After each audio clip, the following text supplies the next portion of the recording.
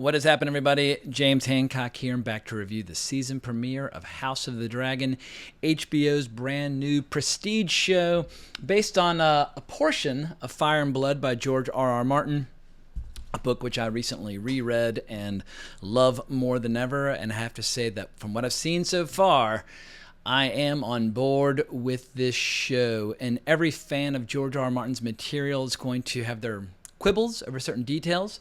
But as I'll get to in the latter part of my video, there are a few scenes and a few lines of dialogue that really felt true to the reading experience. But for now, I'll stay totally spoiler-free for anybody out there who's on the fence about whether or not to watch this new show, because as most people know, the final season of Game of Thrones was a total train wreck in a lot of ways, and I totally get if a lot of people out there are like, you know what, fuck George R.R. Martin, fuck Game of Thrones, so on and so forth, because it is a weird thing to try to recommend to somebody like, should somebody try the show for the first time knowing that the end is unsatisfying? Or should they start reading A Song of Ice and Fire knowing that for 11 years it has remained incomplete with only 5 books? And during that time, he also published A Night of the Seven Kingdoms, which is a bunch of stuff dealing with basically right before A Song of Ice and Fire. But Fire and Blood has been one of his big distractions. But if you love fantasy history and like kind of faux histories, it's an incredibly satisfying read, and I don't want to overstep my bounds by getting too excited too early, but goddamn, I mean, there were a couple of moments during this first episode where I was getting chills, and that does not come often. So high five to writers Ryan Condal and director Miguel Sapochnik. They're the showrunners of this new show.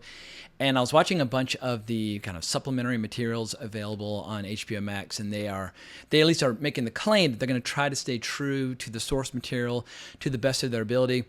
Tonally, we'll have to wait and see, because the tone of Fire and Blood, specifically the section on the Dance of the Dragons, it's a pretty ruthless chunk of fiction where there are very few kind of obvious good guys or bad guys. Like, one of the things that people really responded to in Game of Thrones was this idea of Daenerys Targaryen being, the breaker of chains. There are no breakers of chains in the Dance of the Dragons. If anything, most of the Targaryens behave in the opposite fashion. So for anybody out there who perhaps is feeling the itch to project certain narratives onto certain characters now, I would just caution everybody to wait and see, because in this civil war amongst the Targaryens that is coming our way, let's just say that for people who like bloodthirsty dark fantasy, they're going to be really satisfied, once again, that is, if the show continues to stick with the tone and the direction of the book. But what's clear is that both HBO as well as the new corporate overlord David Zaslav, they believe they have a winner on their hands, because HBO's biggest marketing campaign ever was for this show. It was as big as a blockbuster feature film. I think they spent $100 million on the ad campaign for this show, and apparently they've got their finger over the button, ready to renew for a season 2, if and when they like the numbers for the beginning of this season. Obviously, this is a wildly expensive show. I think they spent $200 million on it. I mean, it's basically a feature film just stretched out to 10 hours. But goddamn, what's cool is how it obviously feels like a part of the world of Game of Thrones. It takes place roughly 200 years before the events of the previous show. But it looks and feels a little different. I like how the tone of David Benioff and D.B. Weiss is in the past. Now we have 2 new writers moving forward, and we have to just wait and see if they're going to prove themselves by their own talent, by their own vision. And they've got an uphill battle, because if people remember back at the beginning of Game of Thrones, a lot of casual fans who had not read the books were like, who the hell are all these characters? And why does Ned Stark seem to have so many sons? And it was kind of an uphill battle at first for people just to get over the hump of knowing who everybody is. And I feel like as long as you provide enough murder and mayhem and combat and betrayals and so on and so forth, people can kind of be patient until they get familiar with the faces and they start getting familiar with the family names and that sort of thing, because we do have a few new families that we're dealing with. Once again, and also I'll go into no spoilers of any kind that come from later in the book unless they're addressed in this show, but there are a few bloodlines like the Strongs and whatnot that you don't really see during Game of Thrones, so not every bloodline is going to make it to the end of the story. of the Dance of the Dragons, because the war that's about to unfold is set up perfectly in this first episode, where they basically describe how the Targaryens are at the absolute apex, the zenith of their power. They have 10 adult dragons that they have in operation right now. You have a lot of heirs who are hungry for the throne. And as people know, Targaryens tend to settle their problems with fire and blood. It's kind of their go-to attitude, solving any and all problems. And as they say in this show over and over and over again, the only people capable of taking down or bringing down the Targaryens are the Targaryens themselves. And we see how it's during peacetime that the seeds of war are planted. I'm not going to go too into the weeds on the history leading up to this, but basically, you've got a little over 100 years of Targaryens prior to this, but it was during the time of King Jaehaerys where there was a period of great prosperity and peace, and their power just kept growing, and he had a lot of kids and a lot of grandkids, but his two eldest sons died prematurely, and so they had what was called like the Great Council of the Year 101, where all the great houses got to basically vote on who was going to be his heir, and there were like 14 contenders. The two biggest ones were Rhaenys, who was the eldest daughter of Jaehaerys' firstborn son. And then you have her cousin, Viserys, who was the son of Jaehaerys' secondborn son. And it was voted for Viserys to become the new king upon Jaehaerys' death. But unlike Jaehaerys, who was a very wise and very powerful warrior, but also very even-handed, very just, he was the first person to build roads that brought all the seven kingdoms together. I mean, he's a total badass in many ways. He is the reason why the Targaryens enjoy so much prosperity. But Viserys is a little weaker and a little more unsure of himself, and he's got this absolute hellraiser for a brother, Daemon Targaryen. And until Viserys produces a proper male heir, it'll be Daemon who is considered his heir. And I should admit that Daemon is my favorite character in the narrative that is about to unfold. And so far, so good. Matt Smith, good God, he is just nailing the character, his attitude, the way he looks, the way he behaves. They can get a lot of stuff wrong in this show, and I will forgive it as long as they continue to get Daemon so right. I mean, I'm very tempted just to jump ahead to all the great Daemon scenes, but let me just slow down with my general impressions. But the main thrust of this episode is whether or not Viserys' new child-to-be will be a boy, and if not, what then, so on and so forth. And I guess it's not going to be possible for me to go any more forward into describing this episode or reviewing this episode without giving away some spoilers. So if you've not yet seen this, I'll just say, give it a chance. If you felt burned by the previous show, once again, these are new showrunners, and it's new material with an ending. Fire and Blood is written like a history book. It's a couple hundred years of history. The entire story, the entire arc of the Dance of the Dragons is there. If you want to know how this show will end right now, pick up this book. You'll be deliriously entertained from start to finish. And the actual dance doesn't really take up that much of the book. It's only a couple of years of history, but it is the best part of the book by far. So I would say check out the book, give the show a chance. I'm on board. I'm not going to declare it a slam dunk yet, but in the back of my mind, I'm doing cartwheels. So let's move forward with some spoilers from this episode, and not to worry, I won't give away anything from the book that was not contained in this episode. So the big question about this episode is whether or not it managed to pull off the heavy lifting of introducing new viewers to all these new characters. And I guess I'll have to wait and see and wait to hear from other people who are like, who the hell are all these new power players? What are their families? What are their competing agendas? But as someone who's familiar with a lot of these characters, I felt like they did a brilliant job of introducing us to the key characters that are involved, the key power players moving forward. And obviously, there are going to be additional characters who are recurring characters and so on and so forth. But it seems like, so far at least, the big ones are going to be King Viserys, played brilliantly by Paddy Considine, or Considine. I always get a little iffy on the pronunciation of his last name. Then we have the great Matt Smith as Prince Daemon Targaryen, who is just, he is the bad boy, and he's a bad motherfucker. He looks cool, he acts cool, and he is kind of the unofficial, I guess, older brother, or I guess the figure that Princess Rhaenyra most looks up to. People should also be aware that Princess Rhaenyra is played by two actresses in this show. We have not yet been introduced to the older version of Rhaenyra, because this first episode takes place, most of this episode takes place about 17 years before the official Dance of the Dragons, but this is where we see all the seeds being planted for why the Dance of the Dragons inevitably occurs. And the episode very kindly provided the info that most of this episode takes place in the 9th year of Viserys' reign, roughly 172 years before the birth of Daenerys in the year 284. And if you're feeling a little confused about some of the names, not to worry, that's normal. There are a lot of similar sounding names in this drama. Like, perfect example would be a character like Lord Corlys Velaryon. His name is spelled Velaryon, but that of course sounds very similar to Old Valyria, where the Targaryens as well as the Velaryons come from, but Valyria is spelled Vallyria. So people are always talking about the Doom of Valyria, but basically it's where all these dragon riders came from before the Doom of Valyria made that entire region uninhabitable, which is why the Targaryens kind of got out while the going was good and moved to Dragonstone, this giant volcanic rock, before invading Westeros and uniting it all under Aegon the Conqueror. But not to worry, if you're a little confused as to the difference between Rhaenyra versus Rhaenys, who's the wife of the Sea Snake, aka Corlys Velaryon, you are not alone. Just be patient and just get to know them and get familiar with them by their faces, and then all the names are going to fall into place. And also, in this narrative, mild spoiler, a lot of people are going to die, and so the plot line and all the various names and family trees will get simplified before long.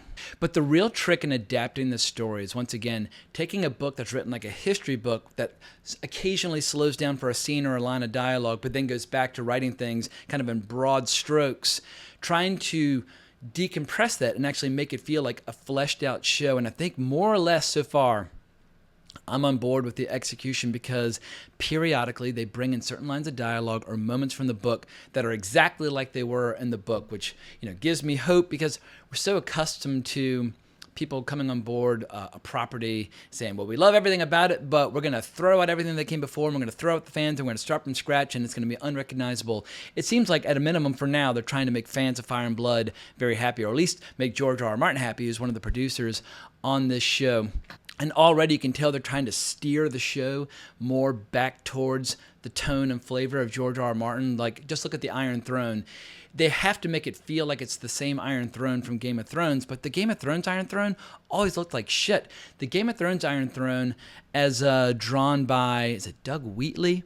Looks absolutely epic, because Aegon, after he defeated all of his enemies, made the throne out of the swords of his enemies. It should be like a tower of swords, but they've kind of gone halfway between how it's rendered in the books versus how it was rendered in the original HBO show. But let's get into the real meat of this episode and what I thought worked really well. I loved seeing the dragon pit fully functional, because obviously by the time we get to Game of Thrones, the dragon pit has been not used for dragons in a very long time. But we see young Rhaenyra flying in, dropping off her dragon, and we see how there are a lot of handlers who work there, and we see that how for now she is buddies with young Alicent. Alicent is the daughter of Otto Hightower, played by Rhys Ifans, who is the hand of the king in this.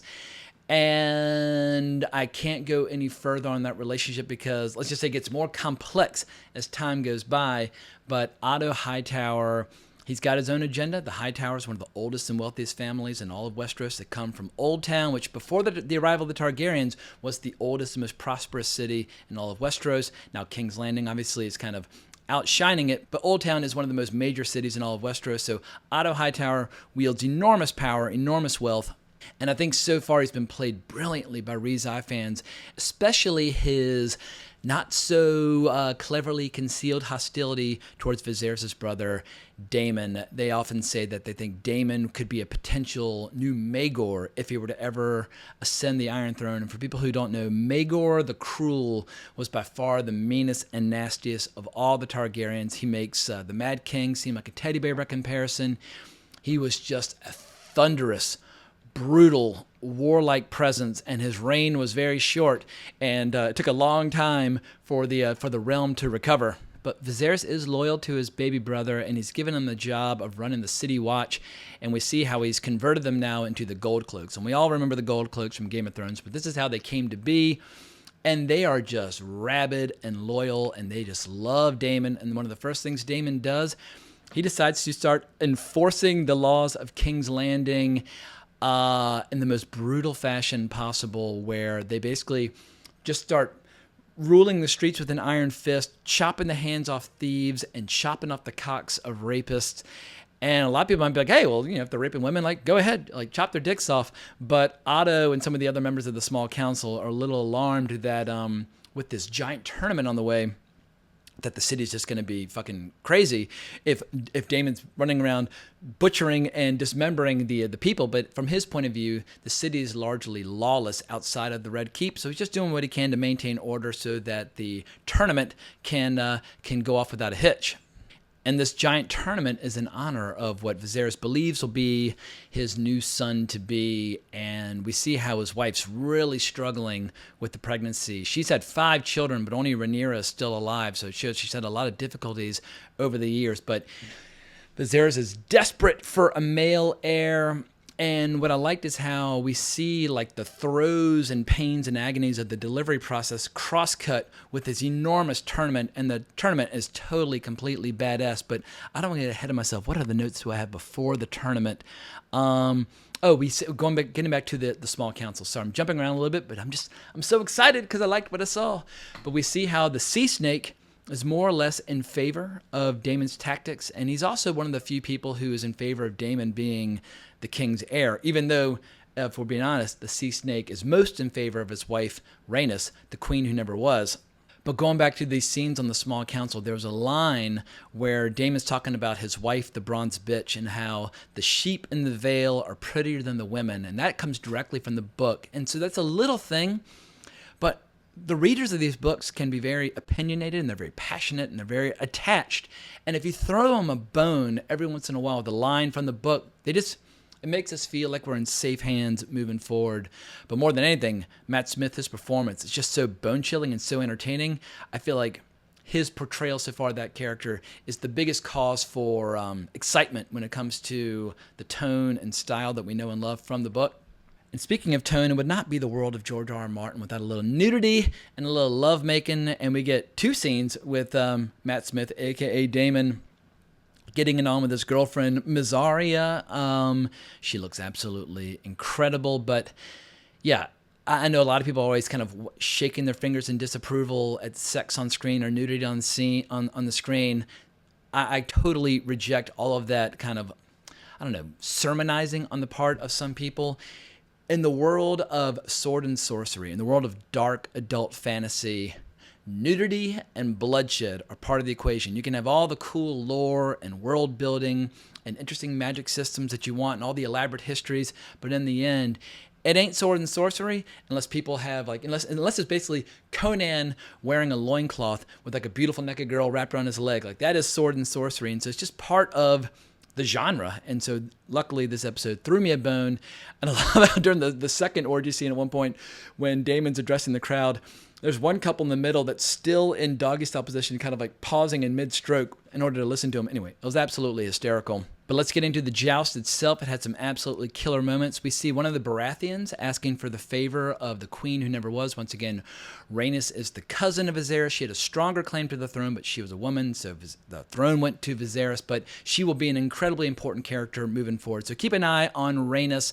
Well, keep an eye on everybody. It's going to be a complex drama, but let me just pause for a second and say that when you look at this jousting sequence and then you compare it to the crap going on over Disney Plus, this kind of combat and this kind of staging, it just makes Disney Plus shows seem so fucking stupid and pitiful by comparison. So obviously Disney's doing just fine when it comes to subscribers, but goddamn, HBO Max has got stronger content, at least in my opinion, because when you look at Daemon and his armor, he looks so fucking badass, and he picks one of the high towers to joust. He picks the son of Otto, and instead of jousting him honorably, he cheats and trips the horse with the lance. I mean, Daemon fights dirty. So yeah, he's a total slimeball, but he is an anti-hero. He's the bad person that you can't help but love, and so it's great seeing him in combat.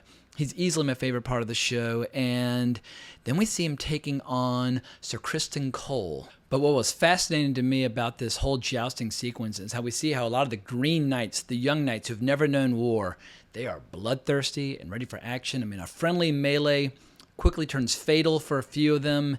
It was just gnarly. And yeah, a time of peace with a warlike people. Well, yeah, the young men are going to be eager to prove themselves. And don't worry, they're going to get all the opportunities they want and more so. But one of these key Green Knights is Sir Criston Cole, and he's going to be a major character moving forward. He's Dornish, and so people should know that Dorne was never officially conquered by Aegon the Conqueror, and they've had several wars with the Targaryens since then, but they've always got kind of an uneasy relationship. So it's interesting that he's Dornish, but also it's interesting that Rhaenyra's got a little bit of a crush on him. She gives him his favor. And all I'll say is keep a close eye on Criston Cole. And like in the book, he beats Daemon using a Morning Star. It's an unorthodox, unconventional weapon. And Daemon's using a Valyrian blade named Dark Sister. But he fights dirty with Otto's son. And Criston Cole fights dirty by smacking him in the back. Like I said at the beginning of my video, don't get too attached to any characters in terms of them being good and honorable and decent and just and moral people. It's going to be a lot of moral grays moving forward. But it's during the tournament that Viserys has to make a crucial decision about whether or not to try to use like a C-section. They don't use that word, but try to remove the baby from the womb of his queen. And I'll have to check the book to be sure, but I believe in the book, this is one key difference between the show and the book, I think she was on board giving her life to try to save the child. But in the episode, she's like, what's happening? What's happening? And they just hold her down and cut the baby out of her.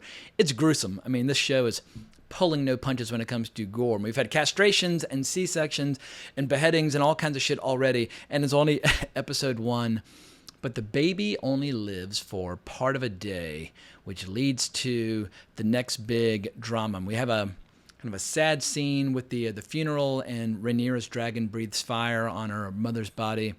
And then there's an immediate meeting of the small council where Otto brings up the matter of succession. And the sea snake is all for Daemon, but Otto's really pressuring Viserys to name an official successor.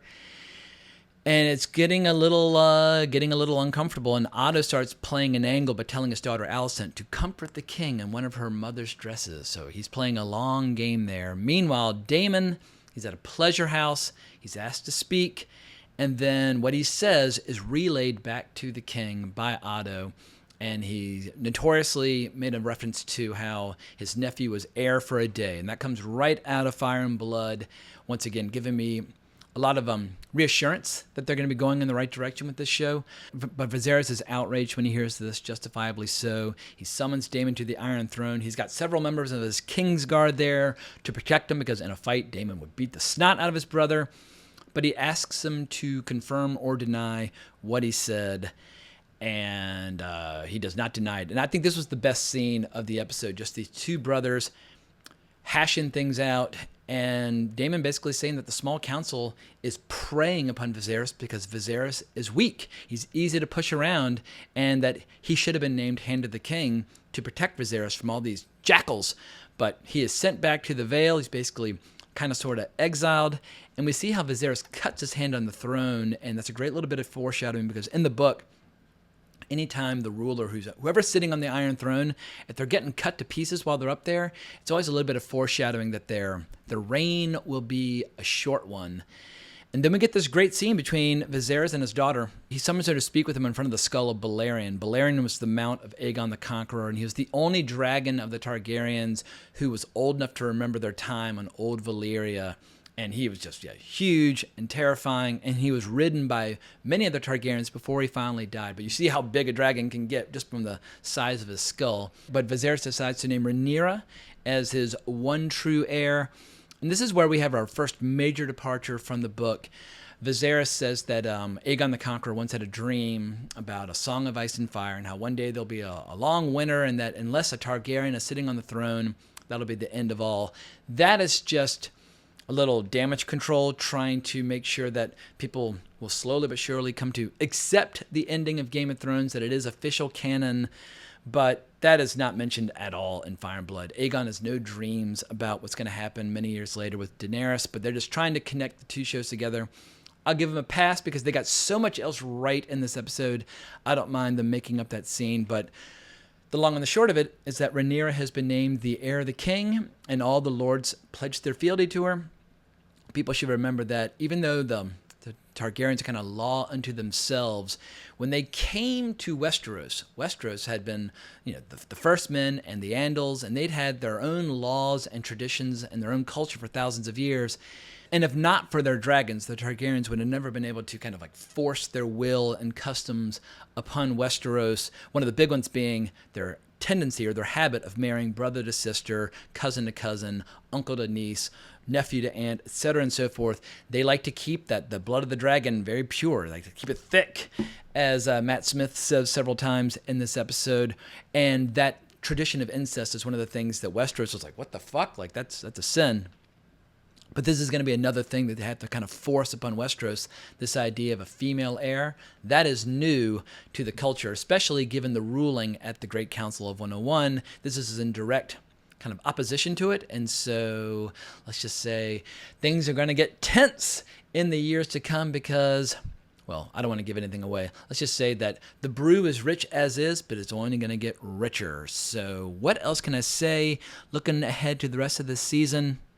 I'll just close with saying that tone is everything, and the way that the novel is written is very dispassionate and non-judgmental and not hysterical in the least when it comes to depicting horrible atrocities. I think a lot of times people have a hard time of reading history in a dispassionate way. We're like, oh my God, like how are we supposed to forgive all these horrible deeds? It'll be interesting to see to what degree the show maintains that kind of bird's eye view of all these horrible things that happen, because there's going to be a tendency of people to project certain narratives onto this drama prematurely, not realizing what deeds these people are capable of. Nobody's fully good, nobody's fully evil in this drama. So people should just reserve their moral judgments until we're very deep into the drama to fold. But this fall is going to basically be a giant battle between HBO and Amazon. Amazon's got their Lord of the Rings show right around the corner. And if this show's a hit, it's going to be interesting because obviously Amazon's spending a lot of money on Lord of the Rings. That's got its own cross to bear when it comes to being a successful adaptation or lack thereof.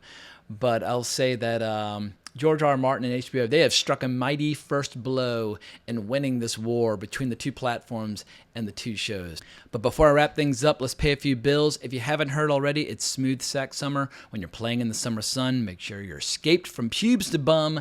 That's right, this is the summer to keep your balls cool while still looking hot with Manscaped. The leader in below-the-belt grooming is making sure we all have a ball this summer by giving our pants partners everything they need to stay fresh. Dive headfirst into Smooth Sack Summer by going to manscaped.com for 20% off and free shipping with our code WRONGREEL. That is WRONGREEL in all caps.